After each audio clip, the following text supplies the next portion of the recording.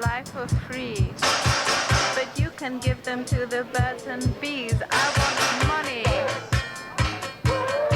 That's what I want.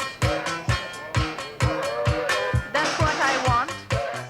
The workers at Nylex since February have faced the terrible situation of knowing that their company is in receivership and not knowing whether they have a future. This company went into receivership owing the ANZ Bank $65 million. If workers lose their jobs, those workers are going to be owed $35 million. This company also went into receivership owing to other creditors the extraordinary amount of $775 million. So here we have today workers who've done nothing more than put their hard labour, their sweat, their loyalty into working for many, many years for a company that's made iconic products like the Eskies that you see in front of us, but also things like car components. These workers also make hoses, they also make garbage bins, and they also make water tanks. And some of them have worked for 20, 30, 40 years for this company.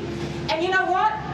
They thought that if the worst ever happened, that at least they'd have something to fall back on and be able to know that they were going to get all of their long service leave, their annual leave, and of course their redundancy pay. Your love gives me such a thrill, but your love won't pay my bills. I want money. We say the millions of people must come before the millionaires. I am with Nylex 28 years. I put good work in it, and it's not good feeling knowing that we're not getting buyout today. The guys who went before us got a full redundancy. How come we're the ones that got to wait for ours? And what we're asking now to the receivers, the justice that we should get.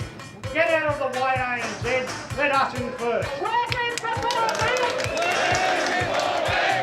Workers before banks!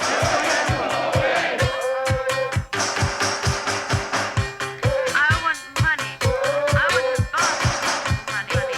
So we've got two messages.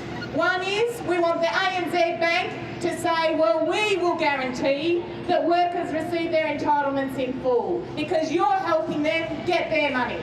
And the second thing, Kevin Rudd.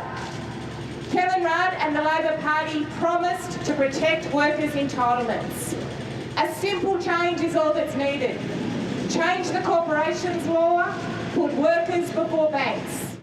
The corporations law must be changed because we have a law that says that the bank comes before the workers, and that is not right.